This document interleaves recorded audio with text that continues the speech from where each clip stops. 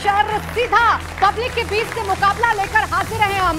आज पब्लिक भी मौजूद है और नेताजी भी मौजूद हैं और इन दोनों के बीच में कोई गैप नहीं है, कोई पर्दा नहीं है। आज पब्लिक पूछेगी सवाल, यानी आज पब्लिक करेगी अपने सवालों से मुकाबला और नेताजी की खुलेगी पोल। चुनाव में कौन किस पर भारी पड़ रहा है, किसके मुद्दे जनता के बीच में जा रहे हैं, जनता किसको एडमायर कर रही है और किस पर कर रही है बौछार सवालों की। आज सीधा डायरेक्ट आपको पब्लिक के बीच में से हम बताएंगे, पूछेंगे चुनाव का हर एक सवाल, क्योंकि जनता आ रही है और जनता तैयार है नेताजी की पोल खोलने के लिए। तो आज मेरे साथ जनता मौजूद है, नेताजी मंच पर मौजूद है और आज हम मुकाबला करने जा रहे हैं तुष्टीकरण को लेकर हो रही राजनीति पर। एक तरफ कांग्रेस अपने घोषणा पत्र को ऐतिहासिक बता रही है, क्रांतिकारी बता रही है, देश को बदलने वाला बता रही है, तो दूसरी तरफ प्रधानमंत्री मोदी और पूरी की पूरी भाजपा कांग्रेस के इस मैनिफेस्टो को मुस्लिम लीग का मैनिफेस्टो बता रही है और इसमें मुस्लिम लीग की झलक उन्हें नजर आ रही है। तो दूसरी तरफ अखिलेश यादव मुख्तार अंसारी के घर पर जाकर निशाने पर आ गए हैं। ममता दीदी को रामनवमी पर दंगे की चिंता सता रही है, तो वहीं महाराष्ट्र में भी कुछ इसी तरीके की पॉलिटिक्स हमें देखने को मिल रही है। अब सवाल यह है कि क्या मोदी विरोधियों के पास मुस्लिम तुष्टीकरण का ही एक मुद्दा है जिसे चुनावों में उछालने की कोशिश की जा रही है। आखिर जनता किसे चुनेगी और जनता किसके पक्ष में वोट करेगी, जनता को किसके मुद्दे भा रहे हैं और किसके नहीं। आज इन्हीं सवालों पर करेंगे मुकाबला, क्योंकि जनता आ चुकी है और जनता ही आज अपने सवालों की बौछार नेताजी के साथ करेगी। आइए सबसे पहले आपका तारुफ करा देते हैं। हमारे साथ है शहजाद पूनावाला, भारतीय जनता पार्टी के प्रवक्ता, सत्य प्रकाश मिश्रा, लीडर जेडीयू, राजकुमार भाटी, प्रवक्ता समाजवादी पार्टी और डॉक्टर मनवीर चिल्लर, स्पोक्स पर्सन है आम आदमी पार्टी के। आप सभी का बहुत बहुत स्वागत है। तो देखिए, आज मुकाबला का अंदाज हम बदलेंगे। आज शुरुआत नेताजी के साथ सवाल जवाब से नहीं होगी, बल्कि आज शुरुआत होगी जनता के बीच सवालों से और उनसे ही जानेंगे कि जिस मैनिफेस्टो को कांग्रेस ऐतिहासिक बता रही है, वो मैनिफेस्टो आखिर कितने लोगों ने पढ़ा है। तो कांग्रेस का मैनिफेस्टो कितने लोगों ने पढ़ा है, जल्दी से बताइए। कितने लोगों ने पढ़ा है, हाथ उठाइए, ऊंचा हाथ उठाइए। तो क्या अच्छा लगा आपको कांग्रेस के मैनिफेस्टो में? मैम, सबसे अच्छा ये लगा महिलाओं के लिए और जो बेरोजगार हैं उनके लिए जो 1 लाख रुपया देंगे वो सालाना, उसके बहुत अच्छा लगा। और दूसरा, ये जम्मू और कश्मीर को जैसे विशेष दर्जा दे रहे हैं राज्य बनाने के लिए, तो वो भी हमें अच्छा लगा। ऐसे हम चाहते हैं हमारा दिल्ली भी विशेष दर्जा मिले उनको राज्य बनने का। आपको क्या अच्छा लगा कांग्रेस के मैनिफेस्टो में और कौन बताएगा? नाम बताइए अपना। मेरा नाम अनुराग पांडे है, मैं अम्बेडकर विश्वविद्यालय से आया हुआ हूँ। सबसे पहली बात की इन्होंने जिस तरीके से ये बात कही कि हम स्नातक के बाद पहली नौकरी सरकार देगी युवा को, तो क्या ये दावा करना कि पहली नौकरी सरकार स्नातक के बाद तुरंत देगी युवा को, क्या ऐसी कोई रूपरेखा ये बना पाएंगे और इसको भूतल पे ये उतार पाएंगे? अच्छा, खड़े हो जाइए, क्योंकि बीजेपी तो कह रही है कि मुस्लिम लीग का मैनिफेस्टो, आपको भी ऐसा ही लगता है? नहीं, मुस्लिम लीग का मैनिफेस्टो कहना या ना कहना अलग बात है। आप लीग का मैनिफेस्टो नहीं कह सकते, आप या फिर किसी मुस्लिम का मैनिफेस्टो नहीं कहते, क्योंकि देश में है और उन्होंने अपनी बात जिस तरीके से रखी है वो जायज भी है। जो भी हाशिए पे है आपको उसकी बात करनी चाहिए, ये नहीं कहना सही है कहीं ना कहीं। अच्छा, बीजेपी कह रही है कि कांग्रेस का मैनिफेस्टो मुस्लिम लीग का मैनिफेस्टो, आपको भी लग रहा है? खड़े हो जाइए। नहीं, हमको तो नहीं लगता कि कांग्रेस का मैनिफेस्टो बीजेपी का मुस्लिम लीग का मैनिफेस्टो है। हमको नहीं। क्या अच्छा लगा उसमें? उसमें बहुत सारी चीजें हैं, जिसमें आरक्षण की बात वो करते हैं, वो भी ठीक है अपने आप में, तो ठीक ही है। अब शहजाद पूनावाला जी, आप बेशक कहते रहिए कि मुस्लिम लीग का मैनिफेस्टो है, प्रधानमंत्री हो, आपके तमाम बड़े नेता हो, इसे मुस्लिम लीग का मैनिफेस्टो बता रहे हैं, लेकिन जनता है, सब देख रही है, सब जानती है, काम जो वो करेंगे इस बात पर विश्वास कर रहे हैं। जय श्री राम। अगर कांग्रेस का मैनिफेस्टो लागू हो गया तो उनके हिसाब से बहुसंख्यकवाद है, और यह ऐतिहासिक मैनिफेस्टो इसलिए है क्योंकि यह कांग्रेस का अंतिम मैनिफेस्टो होने वाला है। इसके बाद जिस प्रकार से राहुल गांधी काम कर रहे हैं, कांग्रेस को मैनिफेस्टो निकालने का मौका ही नहीं मिलने वाला है। और दूसरी बात देखिए, हालांकि कोई कांग्रेस का मैनिफेस्टो पढ़ नहीं रहा, पर मैं आपको बताता हूं, पैरा 8 में लिखा है, पेज 8 पे लिखा है कि 3 तलाक जिसको प्रतिबंधित किया है सुप्रीम कोर्ट ने, ये महिलाओं के खिलाफ 3 तलाक के कानून को वापस लाएंगे, मतलब कि मुस्लिम महिलाएं 3 तलाक से प्रताड़ित होंगी। पेज 24 पर लिखा है कि जजेस मेरिट पर नहीं, धर्म के आधार पर सुप्रीम कोर्ट और हाई कोर्ट के जज तय होंगे। पैरा 39 पर लिखा है कि यदि कोई हिंदू कोई मुस्लिम को कुछ बोलता है तो वो तो हेट स्पीच माना जाएगा, पर अगर उदयनिधि स्टालिन बोलते हैं सनातन समाप्त हो जाए, राहुल गांधी कहते हैं शक्ति के खिलाफ हमारी लड़ाई है, और समाजवादी पार्टी के नेता कहते हैं रामचरितमानस के बारे में और हिंदू धर्म धोखा है, तो वो हेट स्पीच नहीं कहलाएगा। और इसीलिए हम कहते हैं कि यह मैनिफेस्टो कांग्रेस का है, पर यह छपा मुस्लिम लीग के दफ्तर में है, और मुस्लिम लीग को सेकुलर कहने वाले राहुल गांधी थे। परंतु देखिए प्राची जी, मैं इन बातों पे अपना समय खर्च नहीं करना है। मुकाबला का शो मैं तो बताना चाहता हूं मेरी देश की सरकार ने पिछले 10 वर्ष में क्या किया है। एक तरफ मोदी जी की सरकार मिशन और विजन वाली, हमने जिस प्रकार से 11 करोड़ शौचालय बनाए, शिल्पा और सुल्ताना दोनों को दिया, मुस्लिम हिंदू नहीं किया। हमने 80 करोड़ लोगों को राशन दिया, मुस्लिम हिंदू नहीं किया। हमने 25 करोड़ लोगों को गरीबी से निकाला, मुस्लिम हिंदू नहीं किया। हमने 10 में से 30 स्थान पर अर्थव्यवस्था को ले जाने का काम किया, मुस्लिम हिंदू नहीं किया। पर इनके पास मिशन नहीं है, तो ये अपना अपना करप्शन, अपना अपना कमीशन और पॉलिटिक्स ऑफ डिवीजन लेकर आए हैं। इसलिए मैं कहता हूं मोदी जी संतुष्टिकरण की बात करते हैं और ये लोग मिलकर तुष्टिकरण की बात करते हैं। हम इनके ऊपर कोई ध्यान नहीं देते। हम मिशन और मिशन वाले, ये कमीशन और करप्शन वाले। सवाल मेरा इसमें ऐड कर लीजिए, अल्पसंख्यक का एक कॉलम कांग्रेस ने अपनी मैनिफेस्टो में क्या डाल दिया, आपने तो उसे तुष्टिकरण से जोड़ दिया, बाकी सारे कॉलम आपने नहीं पढ़े जिसमें वो बेरोजगारी की बात कर रहे हैं, शिक्षा की बात कर रहे हैं, महिलाओं की बात कर रहे हैं। ये महिलाओं की बात कर रहे हैं। ये महिलाओं के लिए 1 लाख रुपए का ये झूठा वादा करते हैं। हिमाचल में सरकार 1 लाख रुपए दिया, वहां पे 1500 रुपए वादा था, पूरा नहीं किया। कर्नाटका में सरकार 1 लाख रुपए दिया, अरे उस वादे पे 1 लाख का जब वादा किया खड़गे जी ने, उन्होंने बोला अरे कोई तो ताली बजाओ। कांग्रेसी भी ताली बजाने को तैयार नहीं थे, क्योंकि वो हकीकत जानते हैं कि कांग्रेस पार्टी ने जो वादे हिमाचल और कर्नाटक में किए, मैं तो बाकी सब छोड़ दीजिए ना, मैं सिर्फ एक ही चीज पूछना चाहता हूं। आपने कहा कि हमने उन पे आरोप लगाया, स्वयं राहुल गांधी ने बंद कमरे में इनकिलाब के रिपोर्टर को कहा कि हम मुस्लिमों की पार्टी है। और बता दीजिए, अगर कांग्रेस पार्टी ने यह कहा कि हिंदू टेरर होता है, राम मंदिर का विरोध किया, राम जी के अस्तित्व पर सवाल उठाया, यहां पर उनके साथियों ने कहा कि हम लोग राम मंदिर के निर्माण की जाना चाहते, नानी ने कहा मना किया, और इन्होंने कहा भक्तों पर गोलियां चलाई। खड़े हो जाइए, क्या नाम है आपका? सर मेरा नाम अमन कुमार है, मैं अंबेडकर विश्वविद्यालय का छात्र हूँ। अच्छा, बता दीजिए, हिंदू मुस्लिम की बात कर रहे हैं कि हिंदू पार्टी बीजेपी और मुस्लिम पार्टी कांग्रेस, राहुल गांधी ने यह कहा है कि हम मुस्लिम की पार्टी हैं, ऐसा ये कह रहे हैं। आपको लग रहा है कि हिंदू मुस्लिम की पार्टी बट गई है इस देश में? सर ऐसा है कि बीजेपी करती है ज्यादा हिंदुत्व, कांग्रेस नहीं करती है। जहां तक देखते हैं, इन्होंने बोला है महिलाओं को 1 लाख रुपए देंगे, कांग्रेस ने बोला है, लेकिन मोदी जी ने अपनी स्पीच में बोला था कि हर जनता के अकाउंट में 15 लाख रुपए आएंगे, वो आज तक नहीं आए। क्या ये झूठा वादा नहीं था? सर आप मुझे बता दीजिए। और प्राची जी इसका जवाब लेने दीजिए, अब पूरा जवाब लीजिए।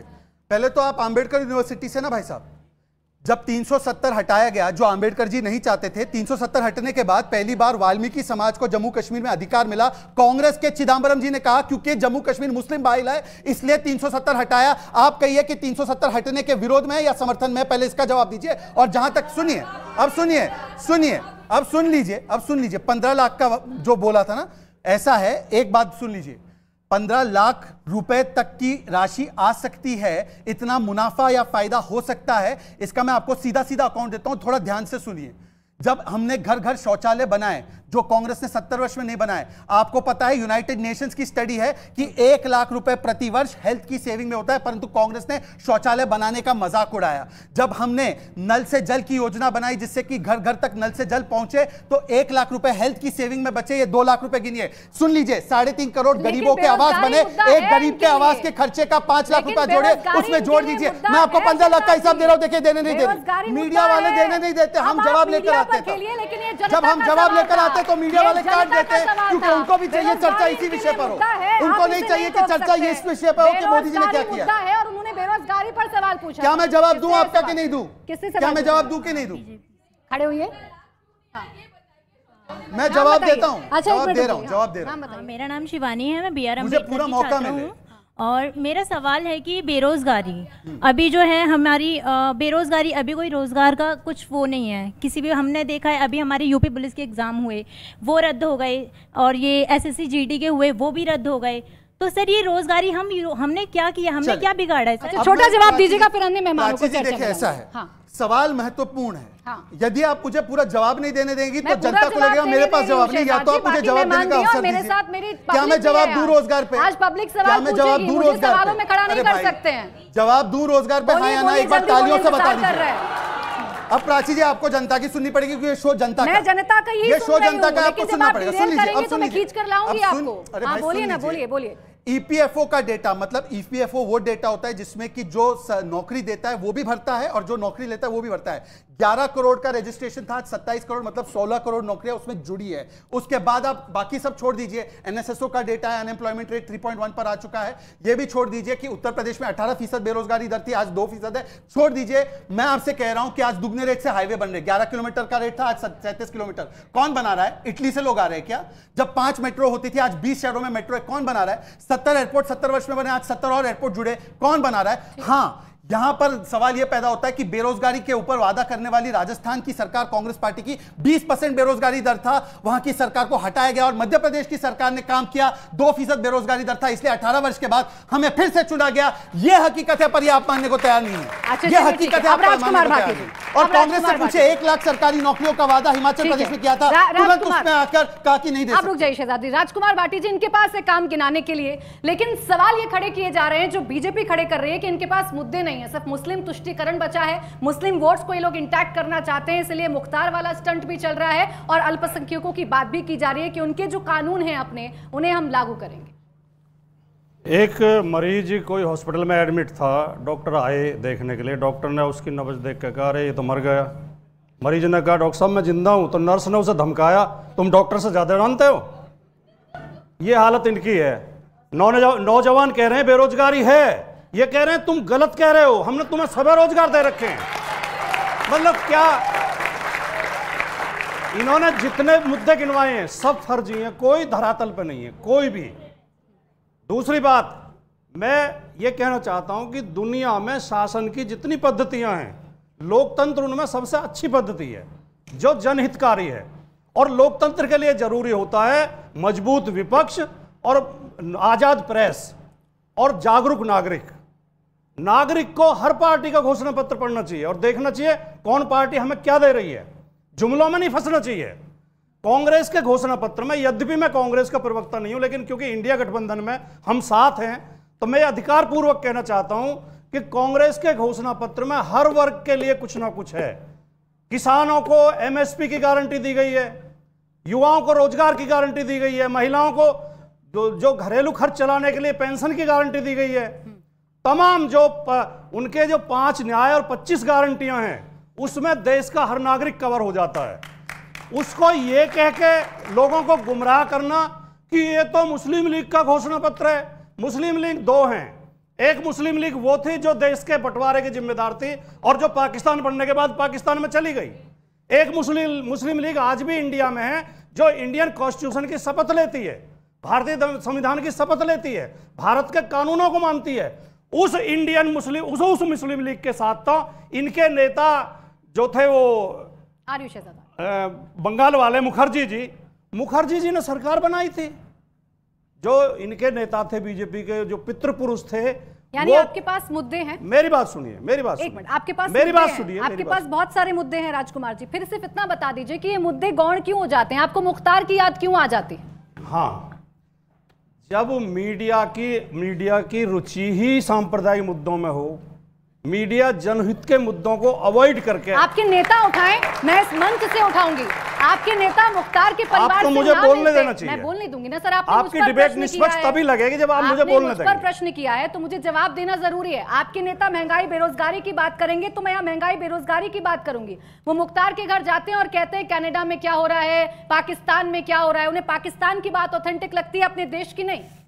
मैं इसी पे भी जवाब दे देता हूं। जो विषय आप उठाएंगे, जो सवाल पूछेंगे, हम जवाब देंगे। बिल्कुल दीजिए सर, जवाब देने मुख्तार अंसारी के बेटे जिस पार्टी से विधायक हैं, वो पार्टी एनडीए में इनकी पार्टी के साथ गठबंधन में है। योगी आदित्यनाथ के कैबिनेट मिनिस्टर ने बयान दिया है मुख्तार अंसारी की मौत के बाद, मुख्तार अंसारी गरीबों का मसीहा था। योगी जी के कैबिनेट मिनिस्टर ने बयान दिया है। जब मुख्तार अंसारी पहली बार 1996 में विधायक बना था, तब उसने बीजेपी के साथ मिलीजुली सरकार बनाई थी।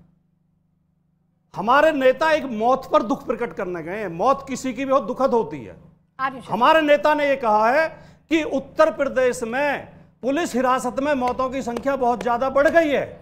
यह कानून के राज के लिए खतरा है। क्या इस पर चिंता जाहिर नहीं करें? तो अपने मुख्तार देश की अंसारी ने बात खुद लिख के कहा था। विदेश पर क्यों पहुंच जाते हैं? विदेश की बातें आपको क्यों ऑथेंटिक लगने लगती हैं? अपने देश का विदेश मंत्रालय क्या कह रहा है, वो लाइन आपको अच्छी नहीं लगती? कौन से विषय पे? मुख्तार के विषय पर नहीं, क्या क्या बोला आपके विदेश नेता ने? मंत्रालय का मुख्तार के विषय से क्या संबंध? आपके नेता ने ही विदेश की बात उठाई ना, नहीं, विदेश राजकुमार भाटी जी। मुख्तार अंसारी, उन्हें ही सुनिए। अमेरिका के पेपर प्राची से जी, क्या छप प्राची रहा है जी। वो सच लग रहा है। प्राची जी ऐसे गोल चेंज मत करो, गोल चेंज नहीं आप कर रही अखाड़ा हूं सर। छोड़कर मत भागो, बिल्कुल नहीं भाग अखाड़े रही में हूं। कुश्ती लड़ो। मैं बिल्कुल अब मुख्तार पर ही देखिए बात सुनिए, करूंगी और अखाड़े में ही बात चल रही है रहूंगी। मुख्तार की मौत की। मुकाबला पर बात कर रही हूँ तो यही खड़े होकर आपसे प्राची बात जी, करूंगी राजकुमार प्राची जी, हाँ। बात चल रही है मुख्तार की मौत की। मुख्तार जेल के अंदर था, केवल जेल प्रशासन उसके लिए जिम्मेदार है, ना उससे भारतीय सेना को लेना देना, ना भारतीय विदेश मंत्रालय का, ना वाणिज्य मंत्रालय का। आप पहुंच रही है यूएनओ तक। अरे आपके नेता पहुंचे, मैं नहीं पहुंची। आपने बयान नहीं सुना अखिलेश यादव का? मैंने सारा सुना है। तो वो पहुंचे, सारा मैं सुना। नहीं पहुंची। मुख्तार अंसारी ने खुद ये लिख के कहा था कि मुझे पॉइजन दिया जा रहा है। मुख्तार अंसारी 60 साल की उम्र में अचानक जेल में उसकी तबीयत बिगड़ी है कहने के बाद, ठीक उसे हॉस्पिटल लाया गया, उसकी डेथ हो गई, ठीक है। अटैक हार्ट फेल हो गया। हाँ। तो क्या इसकी जांच नहीं होनी चाहिए? डॉक्टर्स क्या ने हम जांच कानून की का है। राज नहीं चाहते? पोस्टमार्टम हम केवल रिपोर्ट आ जांच की चुकी है। मांग कर रहे हैं। पोस्टमार्टम रिपोर्ट आ चुकी है, नहीं, जांच आ भी चुकी बैठ है, चुकी तो है, जांच न्यायिक नहीं जांच हुई भी है। बैठ चुकी है। जांच नहीं, क्या आप फाइनल रिजल्ट दे रही है? मैं फाइनल रिजल्ट नहीं दे रही, जो तो हम डॉक्टर्स यही तो ने कह कहा रहे हैं। है, जो डॉक्टर्स हम ने कहा केवल है, ये मैं कह- वही बात देखिए हमें इस बात से- राजकुमार जी, आपको ना देश के डॉक्टर्स पर यकीन है, आपको ना हमें पोस्टमार्टम सब रिपोर्ट पर पर यकीन यकीन है, हमें है, प्राची आपको पे भी यकीन है यकीन है, मुख्तार हमें इंडिया अंसारी टीवी पे भी पर यकीन है, जो हमें शहजाद कन्विक्टेड पे भी यकीन है, है, जो कन्विक्टेड हमें है, मोदी जी पे भी यकीन आपको है, यकीन हमें है सब पे मुख्तार यकीन है। अंसारी पर जो प्राची जी, कन्विक्टेड है। आ जाइए। एक मिनट, मैं आ रही हूँ शहजाद, लेकिन मैं इनसे ही पूछ नहीं, लेती प्राची जी, हूँ, 10 माफिया प्राची जी, आप please। मुक्त एक सेकंड प्राची सर जी, रुक जाइए, please। मैं जनता इनको से सब पे पहले यकीन सवाल है, ले लूं। इनको एक सब मिनट पे रुक यकीन है जाइए, कि जब आपकी भारत के नजर में वैज्ञानिकों ने मुख्तार वैक्सीन माफिया बनाई, है तब या उसे बीजेपी की सहानुभूति वैक्सीन मिलनी बोला चाहिए? इन्होंने। इनको सब पे यकीन था, पर भारत की वैक्सीन एक बनी मिनट। तो बीजेपी की वैक्सीन बोला, शहजाद, इतना यकीन है। एक सेकंड रुक प्राची जी, जाइए, unfair आपको सिर्फ इतना है। बता ये दीजिए unfair कि है भाई। मुख्तार आपके लिए माफिया है या इनकी तरह उससे आपको भी सहानुभूति है? मैं इनसे ये क्वेश्चन पूछने वाला था आपसे कि आपकी नजरों में वो माफिया है या फिर कुछ और है? आप बता दीजिए, एज अ सपा प्रवक्ता आप क्या कहना चाहते हैं? आपने नया सवाल खड़ा कर दिया। नहीं, आप बताइए। नहीं, प्राची जी ने, हम मेरा केवल सवाल ये कह रहे नहीं हैं, है, सुनिए ये सुनिए जनता का सवाल है। अभी आप शहजाद को नसीहत दे रहे थे, मुख्तार खुद वही नहीं, कर रहे नहीं नहीं मैं बोल रहा हूं, मुख्तार अंसारी के खिलाफ कुछ मुकदमे थे अपराध के, उन अपराधों में कई में उसे सजा हुई, उसमें हम कोई सफाई नहीं दे रहे। कोई व्यक्ति माफिया है उसे सुनो यार माफिया सवाल, या मसीहा? अरे आप जवाब दोनों में तो से सुनो। कहाँ हमने नहीं कहा मसीहा, मसीहा इनके मंत्री ने कहा है, हमने नहीं कहा तो आप मसीहा। माफिया बता रहे हैं। ओम प्रकाश राजभर ने कहा है, मुख्तार अंसारी ओम प्रकाश राजभर बीजेपी सरकार में मंत्री है। अच्छा, सुन तो लीजिए। अखिलेश यादव उनके घर गए, लेकिन जिनकी मृत्यु मुख्तार अंसारी द्वारा कराई गई या रचित की गई, उसमें कितनी बार अखिलेश यादव उनकी पार्टी वाले नेता गए उनके घर पे? मैं बता, अच्छा बैठ जाइए। पहली बात तो मैं स्पष्ट कर दूं, किसी अपराधी से हमारी कोई सहानुभूति नहीं। अपराधी को सजा देने के लिए देश की अदालतें सक्षम हैं, देश की अदालतों में मुकदमे चल भी रहे हैं, सजा हुई भी थी, बाकी भी हो। गैरकानूनी तरीके से किसी की हत्या कर देना वो अपराध है, हम उस पर सवाल उठा रहे हैं और उसकी भी जांच की मांग कर रहे हैं। हम रिजल्ट नहीं दे रहे, उसकी जांच की जा।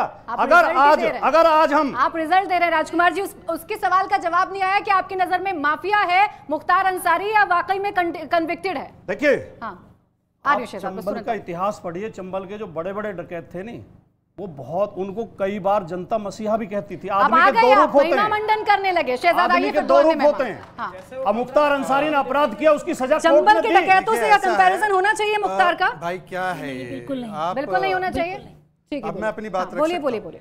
मौत पर दुख प्रकट करने की बात इन्होंने की, इनसे पूछे एक बार कि जब अतीक और मुख्तार मारे जाते हैं, जिनको सजा नहीं होती थी, ये लोग संरक्षण देते थे, और मुख्तार अंसारी को कैसा संरक्षण मुलायम सिंह यादव जी ने दिया, वहां के उस समय के पुलिस अफसर ने बताया। इनसे पूछिए कि जिनको ये मारते थे, उमेश पाल की विधवा के घर कभी ये गए क्या? और पूजा पाल जो इनकी पार्टी में भी थी, उन्होंने अखिलेश यादव जी से गुहार लगाई कि अतीक और मुख्तार जैसे लोगों की पैरवी मत कीजिए। इन्होंने एक बात नहीं सुनी, तो उस पूजा पाल ने भी इनका साथ छोड़ दिया है। किस प्रकार से उन्होंने वोट दिया है राज्यसभा के चुनाव में, तो मुझे लगता है कि किसके यहां पर आंखें नम करने जाते हैं उन आतंकियों के लिए जिनके 68 केस थे, और जो कृष्णानंद राय जी को 400 गोलियां मारकर भून देते थे और चोटी काटकर कहते थे कि यह है राम आपका। उस समय पर कितनी इन्होंने संवेदना प्रकट की। दूसरी बात, इन्होंने मुस्लिम लीग की बात की। देखिए, ये भले व्यक्ति है, इतिहास नहीं जानते। ये जो इंडियन यूनियन मुस्लिम लीग की बात कर रहे हैं ना, उसके फाउंडर का नाम आपको पता है? एम मोहम्मद इस्माइल वो व्यक्ति है जो मुस्लिम लीग जिन्ना के चेन्नई, मतलब उस समय मद्रास प्रेसिडेंसी थे, उसके अध्यक्ष थे, और स्वयं नेहरू जी ने कहा कि इस प्रकार की पार्टी को नहीं होना चाहिए। आज नेहरू जी बदल गए और राहुल जी की लाइन पे आ गए, और जो कल तक राहुल जी की पार्टी को चिरकुट और धोखेबाज कह रहे थे, आज उनका मैनिफेस्टो गिनाने लगे। ये तो इनका सियासी धर्मांतरण होता है, जैसे इन लोगों का हुआ है रामलीला में कि अन्ना की उंगली पकड़ते थे, अब लालू के साथ घूमते हैं और बोलते हैं कि भ्रष्टाचार बचाना है, ओम प्रकाश राजभर जी, ये सवाल पूछा आपने कि उनके बेटे को टिकट क्यों दिया था?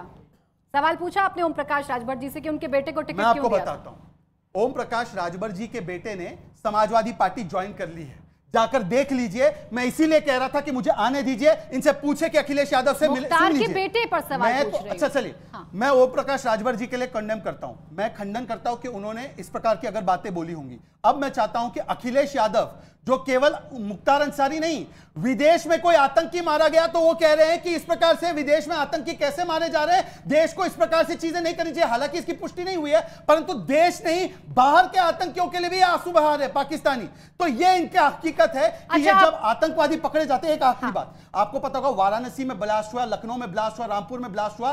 उन ब्लास्ट के अक्यूज को अखिलेश यादव जी ने जब छोड़ने की प्रक्रिया की तो हाईकोर्ट ने बोला आज छोड़ा है, कल क्या पद्मा अवार्ड देंगे। इसीलिए इन्होंने सिमी की भी पैरवी की, जब सिमी पर प्रतिबंध सुप्रीम कोर्ट ने अच्छा देखिए, ये तो पब्लिक बताएगी कि कौन पैरवी कर रहा है, कौन पैरवी नहीं कर रहा है। मुख्तार के मुद्दे पर कौन क्या सोचता है? मुख्तार, आपकी नजर में माफिया है या नहीं? खड़े हो जाइए।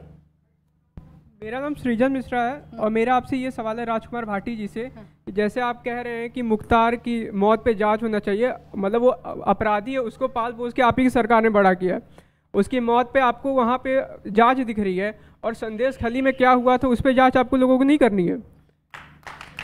मुख्तार किसकी नजरों में माफिया, और कौन कह रहा है कि समाजवादी पार्टी जो कर रही है वो ठीक कर रही है? आपकी नजर में मुख्तार माफिया है कि नहीं? खड़े हो जाइए। श्यामराज नाम है मेरा। माफिया तो है, अगर अदालत ने कहा है तो बिल्कुल है वो, इसमें कोई डाउट नहीं है। तो आप माफिया की बात पर यकीन करेंगे कि देश के डॉक्टर्स पर, संविधान पर, कानून पर? देखिए, माफिया होना ठीक है, कानून की नज़र में तो माफिया है, लेकिन एक मानवीय संवेदना भी होती है, हर एक के मानवीय अधिकार है, उसके अकॉर्डिंग ही उनको न्याय मिलना चाहिए, या फिर जो भी सजा है वो होनी चाहिए। देखिए, कानून के मुताबिक सजा मिलनी चाहिए। माफिया पर आपका क्या स्टैंड है? खड़े हो जाइए। अगर माफियाओं के भी ह्यूमन राइट्स होते हैं तो जिन लोगों को उन्होंने परेशान किया है उनके ह्यूमन राइट्स की बात कौन करेगा? मेरा यही सवाल है, जब वो इतने सारे मर्डर्स करते हैं और उनकी सज़ा उन्हें मिलती है तो सभी उनकी पैरवी करने बहुत जल्दी आते हैं, लेकिन कोई भी उस विक्टिम से मिलने नहीं जाता जिसके साथ उन्होंने अपराध किया है। तो ह्यूमन राइट्स, प्लीज़ इस चीज़ की सारे नेताओं से गुजारिश है कि माफियाओं के ह्यूमन राइट्स को गिनाना बंद करें और जनता की ह्यूमन राइट्स पे ध्यान दें। ठीक है, राजकुमार भाटी छोटा सा जवाब दीजिएगा बस, क्योंकि सत्यप्रकाश जी भी हैं और चिल्लर साहब भी हैं, छोटा सा जवाब दीजिएगा इन तमाम सवालों पर। दुष्प्रचार का इतना असर होता है, जो बार बार दुष्प्रचार करते हैं कि वो भाई कह रहे हैं कि समाजवादी पार्टी के संरक्षण में फला फूला। मुख्तार अंसारी कभी समाजवादी पार्टी के टिकट पर नहीं चुना गया, पहली बार 1996 में। मैंने ये नहीं कहा, मैंने आपके लिए नहीं कहा, मैंने कहा भाई कह रहे हैं। उन्हीं के टिकट से लड़ रहा है। मुख्तार अंसारी का केस पोटा का बंद करवाने का दबाव मुलायम सिंह यादव जी ने एक पुलिस इंस्पेक्टर, पुलिस डीसीपी पर डाला था। ये बात हकीकत है। अगर मैं झूठ बोल रहा हूं अभी गूगल चेक करिए और मुझे एक्सपोज कीजिए, कर दीजिए अभी क्या भी कर दीजिए। झूठ कौन बोल रहा है, इसका बहुत सरल उपाय है पता लगाने का। जो बीच बीच में चिल्ला रहा हो, बात काट रहा हो, वो झूठ बोल रहा है। जो शांति से सुन रहा हो वो झूठ नहीं बोल रहा। अच्छा जी, मेरा खून खौलता है आतंकियों की पैरवी आप जब करते हैं, इसीलिए मैं बोल रहा हूं। आप आतंकियों की जनाजा में जाने चाहते हैं, इसलिए आपको शांति। अच्छा ठीक है, जल्दी से राजकुमार जी फटाफट से जवाब। हाँ। हमारा भी खून खोलता है जब मोदी जी की सरकार हमारे सैनिकों को ले जाने के लिए हवाई जहाज उपलब्ध नहीं कराती है और हमारे सैनिक ब्लास्ट में उड़ा दिए जाते हैं। हमारा भी खून खोलता है और हमारा भी खून खोलता है। पुलवामा का दोष पाकिस्तान से हटा के भारत पर डालते हैं। हमारा भी खून खोलता है जब चुनावी आचार संहिता का उल्लंघन करके मोदी जी उन शहीदों के नाम पर वोट मांगते हैं। हमारा भी खून खोलता है। अच्छा ठीक है, ऐसा नहीं है खून आपका ही खोलता है। मुख्तार अंसारी पहली बार बीएसपी के टिकट पर चुने गए, फिर 3 बार निर्दलीय चुने गए, फिर वो पहली बात। दूसरी बात जो आप कह रहे हैं, भाई ने कहा कुछ के उसके लिए संदेश खाली पर जांच क्यों नहीं? ह्यूमन राइट संदेश खाली पर जांच क्यों नहीं होनी चाहिए? संदेश खाली में जो भी अपराधी हैं, पहली बात तो गिरफ्तार हो चुके हैं। हाँ। और हम शुरू से कहते रहे किसी अपराधी को बख्शा ना जाए, हर अपराधी को सख्त से सख्त सजा दी जाए। ठीक है, अब मैं जरा सत्यप्रकाश जी को चर्चा में ले आती हूँ। सत्यप्रकाश जी नहीं बोल पाए। आप देखिए, पूरा का पूरा विपक्षी कह रहा है मुद्दे भटकाने का काम एनडीए के पास है, क्योंकि काम गिनाने के लिए कुछ नहीं है, इसलिए सिर्फ इसे हिंदू मुसलमान में उलझाने की कोशिश की जा रही है। नहीं प्राची जी, इनको भाटी जी का और इनके जो पूरे गठबंधन का और कांग्रेस का जो पत्र का नाम है न्याय, वो न्याय नहीं भटकाव पत्र है। 5 न्याय के नाम पर पूरे राष्ट्र को भटकाने की पूरे के पूरे मसौदे सामने लाए हैं। कौन वो व्यक्ति दावा कर सकता है कि महिलाओं को हम 1 लाख देंगे? जिस व्यक्ति ने 70 साल में महिलाओं को संसद तक नहीं पहुंचने दिया, महिला आरक्षण बिल को लटका के रखा, वो व्यक्ति कह रहा है कि हम महिलाओं को 1 लाख देंगे। तो कांग्रेस के इस भटकाव पत्र पर देश को यकीन नहीं करना चाहिए। जब देश आधी रोटी कहता था, आधी रोटी खाएंगे कांग्रेस को लाएंगे, मैंने पूरे देश को आधी रोटी खिला रहे थे आप और कह रहे थे कांग्रेस को लाते रहे। वो कह रहा है कि हम रोजगार देंगे। जब देश बेरोजगारी के आलम में था वो कह रहा है रोजगार देंगे। जब घोटाले पे घोटाला यूपीए की सरकार में चल रहा था, कभी वीवीआई चॉपर घोटाला, कभी 2G, कभी कोलगेट, दुनिया भर के घोटाले की फेहरिस्त है, वो कह रहा है कि हम न्याय देंगे। तो इस न्याय और इस गारंटी पे यकीन तो नहीं है। एनडीए अगर सामने खड़ा है तो मुस्तैदी के साथ खड़ा है, क्योंकि उसने शौचालय गांव-गांव में पहली बार बनवाए। एक गरीब को, जिसको कभी शौचालय नसीब नहीं था, उस तक घर पहुंचा, शौचालय पहुंचा, बिजली पहुंची, किसानों को सीधे खाते में पैसा पहुंचा। और महिलाओं को यहां जो बैठी है वो जान ले कि 1929 से इस देश की संसद में और विधायिका में 33% आरक्षण आपके लिए मौजूद है और आप पहुंचेंगे। यह है मोदी जी की गारंटी। अब समझिए इस बात को कि ये क्यों झुनझुना बजा रहे हैं। 5 गारंटी 50 न्याय, पता नहीं कह रहे हैं जम्मू कश्मीर को राज्य बना देंगे। मैंने कहा है राहुल गांधी वहां भारत जोड़ने पहुंचे नहीं थे क्या? फिर मैंने फोटो देखा है, राज्य तो है जम्मू कश्मीर, राज्य में चुनाव होना है सुप्रीम कोर्ट के आदेश के द्वारा। तो ये क्या कहना चाहते हैं कि सुप्रीम कोर्ट ने जो धारा 370 खत्म करके टेम्पोररी प्रोविजन को टेम्पोररी बताया, जिसमें दलितों को आरक्षण मिला है पहली बार, ओबीसी को आरक्षण मिलेगा पहली बार, उसको कह रहे खत्म कर देंगे। किसके लिए? परिवारवाद के लिए? क्या महबूबा मुफ्ती और वो फारूक अब्दुल्ला के परिवार के लिए काम कर रहे हैं? आप समझिए इस बात को। अच्छा, आपने परिवारवाद और महिलाओं का मुद्दा उठाया है। मोदी जी और एनडीए का सपना है कि हाशिए पे पड़े समाज को ऊपर उठाएं। देखिए, आपने परिवारवाद और महिलाओं का मुद्दा उठाया है। महिलाएं हैं मेरे साथ, उनसे ही जान लेते हैं। खड़े हो जाइए प्लीज। क्या नाम है आपका? तिवारी। ये जो घोषणा पत्र कांग्रेस का है, महिलाओं की बात की गई है, 1 लाख रुपए महिलाओं को दिए जाएंगे, यकीन है मैनिफेस्टो पर, या जो एनडीए कह रही है, जो बीजेपी सरकार कह रही है, उस पर यकीन? कांग्रेस के जो मैनिफेस्टो, इस पे यकीन नहीं है। अगर ये करते तो 70 साल में ये करते रहे ये राज्य, उसमें तो ये कुछ कर नहीं पाए, तो आगे इन पे कैसे विश्वास किया जाए? अच्छा, आपको यकीन है क्या? खड़े हो जाइए।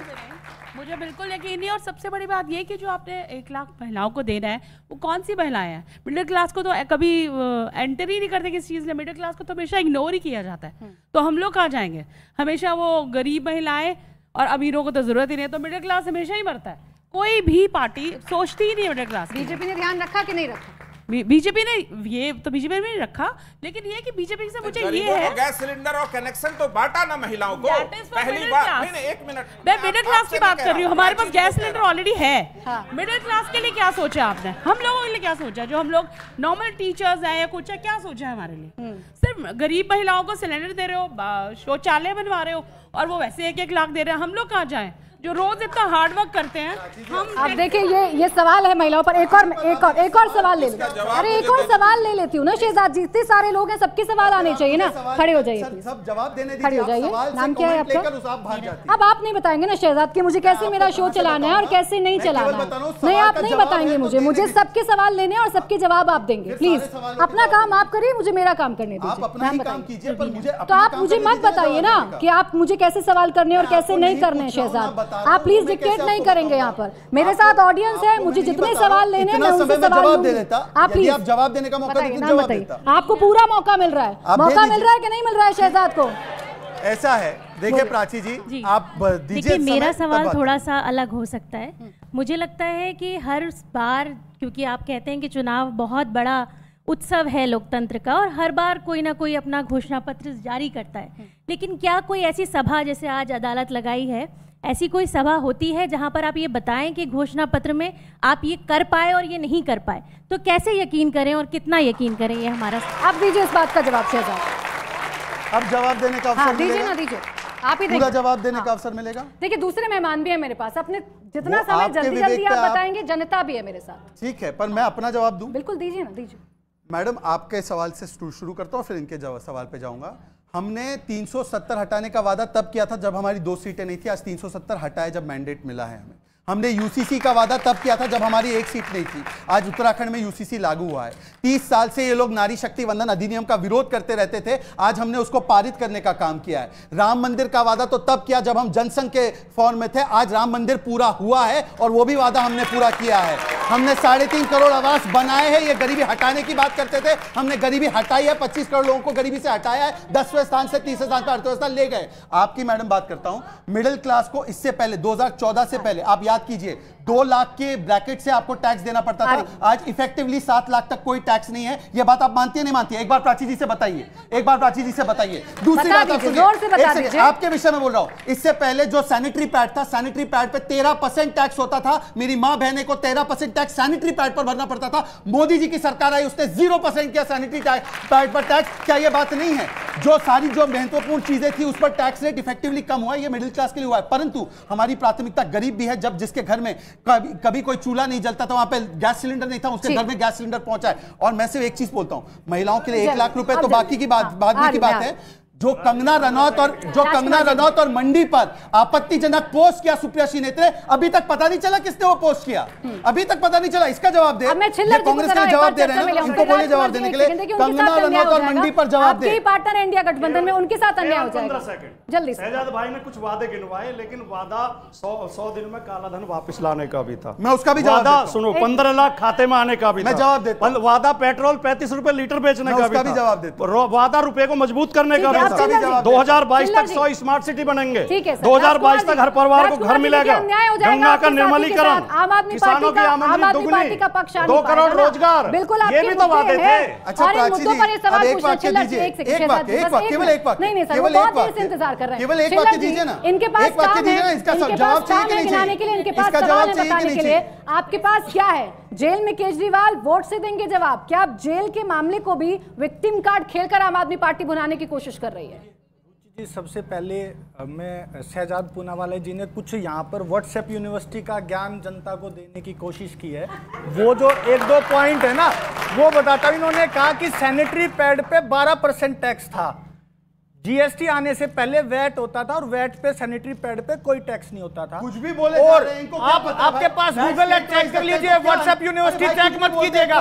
वो देखिए, चोर मचाए शोर, बीच में ना बोले। चोर मचाए शोर, बीच में ना बोले। चोर मचाए शोर, बीच में ना बोले।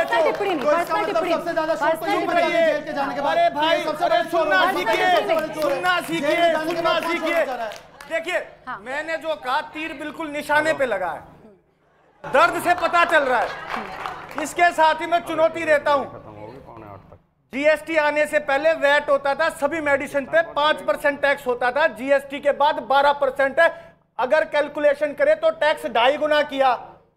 सारी मेडिसिन के रेट 1 तारीख से 10% बढ़ा दिया। चंदा ले रहे इलेक्ट्रोल बॉन्ड से उन कंपनियों से। जो कंपनियां जनता के स्वास्थ्य के लिए बनाई गई है, उनके लिए दवाई मुहैया करा रही है, आपको इलेक्ट्रोल बॉन्ड देते हैं और उधर से पैसा ले लेते हैं और रेट बढ़ा देते हैं। इसके बाद इन्होंने शौचालय की बातें कही। मैं ऑन कैमरा गारंटी से कहता हूं, चंडीगढ़ हाई कोर्ट ने बीजेपी की हरियाणा सरकार पर 5 लाख का जुर्माना लगाया है। किस बात पे? कि 500 स्कूल जो कि लड़कियों के हैं, उनमें शौचालय नहीं है। अभी की बात है, 2 महीने पहले की। और 1000 स्कूल ऐसे हैं लड़कों के जिनमें शौचालय नहीं है, पीने का पानी नहीं है। ये बात करते हैं 11 करोड़ शौचालय की। स्कूलों में शौचालय नहीं बना पाए, घरों में कहां से शौचालय बनाएंगे? हाँ। इसके बाद ये भ्रष्टाचार की बात करते हैं। इन्होंने कहा रामलीला मैदान से, हमने ताल ठोक के रामलीला मैदान से पार्टी की शुरुआत की, और बीजेपी ने चैलेंज किया, दम है तो चुनाव लड़के दिखाओ।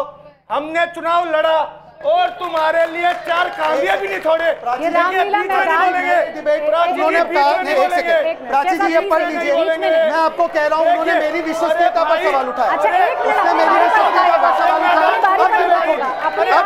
अब मैं डिबेट नहीं, मैं आपको बताऊंगा कि कितना टैक्स होता था टेम्पोन और सैनिटरी पैड पर। नहीं, उन्होंने मुझ पर व्यक्तिगत टिप्पणी की, उन्होंने मुझ पर व्यक्तिगत टिप्पणी की, ये उन्होंने व्यक्तिगत टिप्पणी कि मैं आपको बताऊंगा कि कितना टैक्स था। आप जानना चाहते हैं टैक्स कितना था? हाँ या ना बताइए, हाँ या ना चाहते हैं? बताइए हाँ या ना। एक बार बता दीजिए एंकर को, क्योंकि वो मुझे कंप्लीट नहीं करने देगी। नहीं, मेरी व्यक्तिगत टिप्पणी उन्होंने की। संयम रखिए, आपके पास आऊंगी। ये देखिए, ये न्यूज आइटम है, एक सेकंड, ये न्यूज आइटम है, 12.5 से 13% टैक्स था, इसको खत्म किया। पर ये झूठ बोल रहे हैं और उनको झूठ बोलने का पूरा अधिकार है। आप अपने पॉइंट्स नोट कर लीजिए। चिल्लर जी, सकता हूं आपको। चिल्लर जी एक मिनट रुकिए, मेरे सवाल का जवाब ये नहीं आया। एक मिनट रुकिए, आप भी रुकिए। मेरे सवाल का जवाब ये नहीं आया। मैं आपसे पूछ रही हूँ कि आपको जेल का कार्ड क्यों खेलना पड़ा? जेल का कार्ड सर, ये सहानुभूति आप दिल्ली के साथ भी दिखा रहे हैं। दिल्ली की बात कर लेते हैं और बता देते हैं कि केजरीवाल जेल के अंदर से सरकार कैसे चलाएंगे। यहाँ मत करिएगा सभी ड्रामेबाजी, यहाँ मत करिएगा। बोलिए बोलिए, बात तो सुनिए, ड्रामेबाजी मत करिए, जनता के मुद्दे पर बात करिए। केजरीवाल कैसे जनता की सरकार चलाएंगे दिल्ली से, ये बताइए ना तिहाड़ से। आप बात को सुनिए, घुमाएंगे तो नहीं सुनेंगे। भ्रष्टाचार की बात, लालू जी की बात, ये सबसे पहले बोलने की लगातार इजाजत नहीं होगी। अरे भाई जुमला नहीं है ये आपका। अरे भाई मैं प्रूफ दिखा दूंगा। अरे आप मूर्ख हैं, मैं इतना कह दूं। अरे मूर्ख, ये शब्द मूर्ख हैं, यही भाषा है इनकी। 0% अगर जीएसटी है। अच्छा, आप लोग आपस में लड़ेंगे, मैं सवाल ले लेती हूँ, मैं सवाल ले लेती हूँ। खड़े हो जाइए, खड़े हो जाइए, खड़े हो जाइए।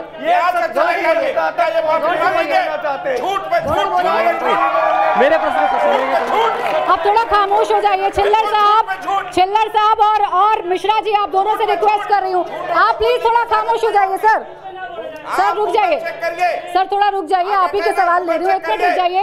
सत्यप्रकाश जी बीच में मत बोलिए। सत्यप्रकाश जी अपनी बारी का इंतजार कर लीजिए। हाँ बोलिए, नाम बताइए। मेरा नाम अभिषेक है और मेरा आपसे ये प्रश्न है। खामोश हो जाइए सब लोग। हाँ, अगर बात आप टैक्स की कर रहे हैं तो किससे सवाल है आपका? मेरा क्या कहते हैं शहजाद जी या सत्यप्रकाश? शहजाद जी से मेरा प्रश्न है कि बात अगर आप टैक्स की कर रहे हैं तो भारत में सबसे ज्यादा 18% टैक्स पढ़ाई पे लगा जा रहा है, एजुकेशन पे लगा रहा है, तो ये क्या है? आप पढ़ाने नहीं चाहते या फिर लोगों को गरीब करना चाहते हैं? अरे अगर आप जनता की नहीं सुनेंगे, तो आप सब एक्सपोज हो जाएंगे। सत्यप्रकाश जी और छिल्लर जी इनके सवालों को नहीं सुनेंगे तो आप सब एक्सपोज हो जाएंगे। शांति रखनी पड़ेगी, शांति रखनी पड़ेगी आपको, शांति रखनी पड़ेगी आपको। आप अपने सर जितने हथकंडे हैं ना अपने मंच पर अपनाइए, कम से कम मेरे डिबेट में मत अपनाइए। आप अपने सारे हथकंडे अपनी रैलियों में अपनाइए, मेरे डिबेट में मत अपनाइए। मैंने सीधा सवाल आपसे पूछा था केजरीवाल को लेकर, आप हाथ जोड़ रहे हैं, आप नाटक कर रहे हैं। आपको जवाब देना है ना कि तिहाड़ से कैसे चलेगी सरकार, और प्लीज सब खामोश रहिएगा। मैंने सुना था आपका, मैंने पूरा सुना था आपका, मैंने पूरा सुना था आपको और उनको शांत भी कराया था। तो डिबेट को डिटेल मत करिए, जल्दी बताइए। सत्यप्रकाश जी एक मिनट, आप सवाल पूछिए, बताइए क्या सवाल? तिहाड़ से कैसे चलेगी केजरीवाल की सरकार? तिहाड़ से दिल्ली की जनता चाहती है कि सरकार चले। केजरीवाल को चुना था, रायशुमारी की थी, और रायशुमारी में जनता ने स्वयं ये फैसला दिया कि केजरीवाल को अपने मुख्यमंत्री चुना था और जेल से सरकार चलेगी। अच्छा, अभी दूध का दूध पानी का पानी हो जाएगा। खड़े हो जाइए, अगर कोई है तो वो केजरीवाल। खड़े हो जाइए। क्या नाम है आपका? लूट पे लूट करता। आगे आ जाइए, थोड़ा आगे आ जाइए। आप रुक जाइए, सत्यप्रकाश जी प्लीज रुक जाइए। और छिल्लर जी एक मिनट, क्या नाम है आपका? सर मेरा विशाल सिंह नाम है। सर ने बोला चोर मचाए शोर, तो चोर तो एक चोर का होता है ना ठिकाना जेल, तो जेल में तो अभी चोर बंद है, फिर आगे मतलब क्या उम्मीद करें हम कि मतलब अच्छा कोई ऐसा चाहेगा कि जो जेल में बंद हो आकर आगे सरकार चलाए? सवाल का जवाब दीजिएगा। एक मिनट, और भी सवाल है। छिल्लर जी, अरे आप मुझ पर आरोप लगा सकते हैं, इन पर नहीं लगा सकते हैं, इनके आगे। हाँ बोलिए। देखिए जी, भारतीय जनता पार्टी के राष्ट्रीय अध्यक्ष बंगारू लक्ष्मण जी ऑन रिकॉर्ड कैमरे पे रक्षा सौदे में रिश्वत लेते पकड़े गए थे और 4 साल की सजा सुनाई गई। अब बताइए जेल से सरकार चलनी चाहिए कि अध्यक्ष नहीं चलनी चाहिए? अभी सुन लीजिए छिल्लर जी, ऐसे नहीं होगा, इनकी सुनिए। मैं आ रही हूँ शहजादा, आ रही हूँ, बस एक मिनट, एक सवाल। ये आम आदमी पार्टी का जो जन्म हुआ था अन्ना आंदोलन से हुआ था, नैतिकता के आधार पे हुआ था। तो ये बताइए कि जेल में रहकर कोई कैसे सरकार चला सकता है? जब कोई और था तो तब तो उन्होंने केजरीवाल जी ने कहा था कि ये नैतिकता है कि मतलब अपना त्यागपत्र दो, वो खुद क्यों नहीं त्यागपत्र दे रहे अगर वो इतने सच कहते हैं? और दूसरा एक मिनट सुन लीजिए, दूसरा जो आपने कहा इनसे भी लड़ेंगे। मोदी गवर्नमेंट में बाथरूमों के लिए ये जो टॉयलेट बने उसके लिए पैसा नहीं मिला, तो मैं उसके गांव में उत्तराखंड से हूँ और हमारे गांव में प्रत्येक को 12,500 रुपए टॉयलेट बनाने के लिए। अब रुकिएगा छिल्लर जी, अब एक मिनट रुकेगा, बस एक सेकंड, अभी पूछेगा। आप देखिए, एक सेकंड, आपने बंगारू लक्ष्मण पर सवाल पूछा, इनका अब जरा हाँ बोलिए, बंगारू लक्ष्मण पर जवाब दीजिए।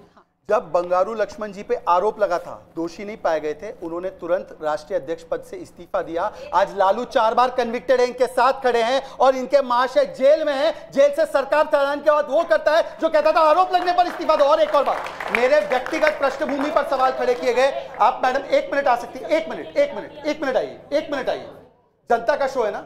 इन्होंने कहा कि पहले टैक्स नहीं लगता था और हमने टैक्स खत्म नहीं किया। ये रिपोर्ट का हेडलाइन पढ़िए, क्या है? The scraps controversial tax on sanitary bags. कब की है ये? 2018। चिल्लर जी एक मिनट, जनता है मतलब टैक्स लगता था और भारत ने इस टैक्स को खत्म किया। ये है नरेंद्र मोदी की गारंटी। शहजाद पूनावाला किसी डिबेट में झूठ नहीं बोलता। 18 की खबर है, 18 में इनकी सरकार थी। हमने खत्म किया। मैं वही स्टेट के वैट को हमने जीएसटी में लाकर, जीएसटी तभी तो आया। क्या बोले जा रहे हैं? वैट था, जीएसटी तब आया, तब खत्म किया। क्या बोल रहे हैं भाई ये? माइक लगा लीजिए शहजाद, माइक लगा बताइए, मतलब क्या बोला जाए? माइक लगा लीजिए, माइक लगा। मतलब कब आया जीएसटी बताइए इनको। माइक लगा लीजिए, माइक लगा लीजिए। राजकुमार भाटी, स्टेट वाइज टैक्स होता था, जीएसटी तब उसको सब्ज्यूम किया गया। अरे भैया आपकी सरकार थी। अरे वही तो मैं कह रहा हूँ कि जीएसटी में उसको लाया गया। अरे भाई 12% मेडिसिन पे टैक्स। अच्छा रुकिए, राजकुमार भाटी जी वही तो कह रहे हैं। मोहल्ला क्लिनिक में राघव चड्ढा क्यों नहीं कराते इलाज? राघव चड्ढा मोहल्ला क्लिनिक में इलाज क्यों नहीं कराते? पूछिए वर्ल्ड क्लास हेल्थ मॉडल है इनका। लंदन गए हुए परिणीति चोपड़ा के साथ, ये है इनका हकीकत। बताइए क्यों नहीं करते? अच्छा शहजाद माइक लगा लीजिए, प्लीज माइक लगा लीजिए। राजकुमार भाटी जी उनके पास फैक्ट्स हैं, फैक्ट्स रख रहे हैं और फैक्ट्स के अकॉर्डिंग बात कर रहे हैं, लेकिन उसे फैक्ट्स में घुमाकर जनता के बीच में लाकर, ये पब्लिक तो सब जानती है और पढ़कर भी आई है अभी मैडम, बता भी रहे हैं। एक सेकंड, भाटी जी से पूछना है, पहले उनको जवाब देने दीजिए। नहीं, मुझे उस पर कोई ऐतराज नहीं है। लेकिन वो कह रहे हैं कि इनकी सरकार में टैक्स था और 2018 की खबर दिखा रहे हैं। 2018 में तो मोदी जी प्रधानमंत्री थे देश के, तो वो तो फैक्ट गलत है नहीं। मैं एक बात जरूर कहना चाहता हूं, बहन जी ने एक बात कही थी कि कांग्रेस ने क्या किया महिलाओं के लिए। तो कांग्रेस ने इस देश को पहली महिला प्रधानमंत्री दी, नंबर 1 तो, और दूसरे परिवार की, लोकल परिवार की। सुन लो नहीं लोगों, अच्छा प्लीज बैठ जाइए, बात तो सुन लो, ऐसे नहीं। दूसरे लोकल बॉडीज में 33% जो आरक्षण है राजीव गांधी की देन है। ये राजीव गांधी ने महिलाओं के लिए किया और महिलाओं को सेना में भी वो मिलने लगी, पोस्ट मिलने लगी, कमीशन मिलने लगा, बहुत कुछ हुआ। हम ये नहीं कह रहे मोदी जी नहीं कर रहे, जो मोदी जी कर रहे हैं मोदी जी के लेके हैं, जो कांग्रेस ने किया उसे अप्रिशिएट करना चाहिए। ये जो महिला आरक्षण बिल था ये क्यों लटका रहा था फिर सदन में? महिला आरक्षण इन्हीं के कारण समाजवादी पार्टी इस देश में महिला आरक्षण बिल पास कभी नहीं होने देना चाहती थी, फाड़ के बिल को फेंका, चाहे वो यूपीए की सरकार थी चाहे एनडीए थी। आप पढ़ लीजिए गूगल पे, सपा महिला आरक्षण विधेयक के खिलाफ थी। देखिए सवाल बहुत सारे लोगों के, तो छोटा छोटा जवाब सब रखिए। वो मुलायम सिंह थे जिन्होंने पब्लिक में कहा, मैं उनका बहुत आदर करता हूँ, स्वर्गीय है। अरे महिलाएं अगर संसद में बैठेंगे लोग सीटी मारेंगे पीछे से। मैं कह रहा हूँ ये एक्टिंग क्यों की? क्या बात कर रहे हैं? जवाब तो सुन लो। यादव को पहुंचा दिया संसद में, किस आम महिला को? नहीं, किस आम महिला को आपकी पार्टी ने संसद में पहुंचाया? बताइए भाटी जी। अगर भाटी जी समाजवादी पार्टी से संसद में होंगे मुझे खुशी होगी, लेकिन धर्मेंद्र यादव, अखिलेश यादव, डिंपल यादव, रामगोपाल यादव, शिवपाल यादव, मजाक बना दिया है परिवारवाद का। क्या बात करते हैं? जवाब दीजिए, जवाब दीजिए। पहली बात तो सत्यप्रकाश जी बहुत अच्छे इंसान है और मेरे मित्र हैं, व्यक्तिगत तौर बहुत अच्छे हैं, लेकिन पलटू पार्टी के प्रवक्ता जिन्हें 6 महीने ये पार्टी अच्छी लगती है, 6 महीने ये पार्टी अच्छी लगती है। अभी 6 महीने पहले बीजेपी के खिलाफ थे। मूल्य सुशासन दूसरे पे कायम है। महिला आरक्षण पे प्राची जी, आप तो पत्रकार हैं, बाकी बहनों को भी मैं कह रहूंगा कि आप गूगल पे चेक करें, मुलायम सिंह यादव जी के भाषण हमेशा उन्होंने कहा आप 33% के बजाय 50 दीजिए, हम समर्थन करेंगे, लेकिन दलित और पिछड़ी महिलाओं को कोटा दीजिए, केवल हमारी ये मांग थी। विरोध हमने कभी नहीं किया महिला आरक्षण का, हमने कहा उसमें दलित और पिछड़ी जो महिलाएं खेत से आती हैं। देखिए आज बहुत सारे सवाल हैं तो कई सारे खड़े हो जाइए। नाम बताइए। जी मेरा नाम कनिष्का, मैं अम्बेडकर विश्वविद्यालय से। मेरा आपसे प्रश्न है। किससे प्रश्न है आपका? मेरा सवाल विपक्ष से है और मेरा प्रश्न ये है, आप बार बार बात करते हैं हाशिए पे पड़े हुए समाज की और दलित महिला और पिछड़ी महिलाओं की। आप मुझे ये बताइए कि उन महिलाओं को जो शोषित हैं और आपका मानना है कि भाजपा में हमेशा उनका दमन होता है, ऐसी स्थिति में 3 तलाक जैसे कानून हमेशा भाजपा के आने पे ही क्यों आते हैं? जब इतने साल से आपकी सरकार थी समाज में, तो उन महिलाओं को अधिकार क्यों नहीं मिला? और 3 तलाक जैसा अधिकार जो एक महिला की एक महिला का मूल अधिकार है, जो उसके अधिकारों को सशक्त करता है, ऐसे अधिकार आपकी सरकार में उन्हें क्यों नहीं मिले? आप दीजिए भाटी जी जवाब। अभी 1 सेकंड। अभी नहीं, पहली बात बात तो हमारी सरकार किसी ने और ने भी किया था सवाल के ना, उन्होंने किया था शायद कि आपने किस महिला को या दलित महिला को आगे बढ़ाया। 3 तलाक पर पूछ रही थी। मैंने उस पर मैं जवाब दे, वर्तमान समय में जो चुनाव चल रहा है लोकसभा, मेरठ जैसी जनरल सीट से हमने एक दलित महिला को कैंडिडेट 2 बार कैंडिडेट बदले। पहली बात तो 2 बार कैंडिडेट भी बदले हैं, वो अलग विषय है।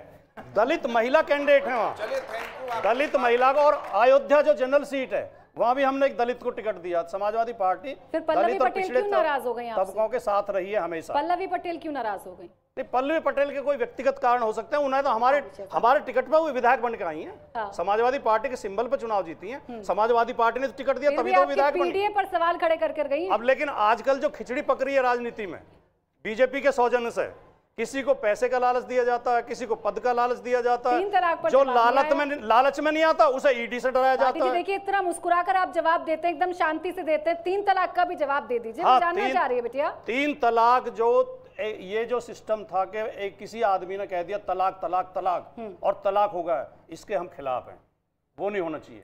लेकिन सामाजिक और धार्मिक जो परंपराएं होती हैं उनका सम्मान इस देश में हमेशा होता रहा और होना चाहिए। कुरीतियां खत्म होनी चाहिए ना, निकालना चाहिए। कुरीतियां खत्म होनी चाहिए। सवाल है आपका भी? प्राची जी। हाँ बोलिए, जल्दी बोलिए।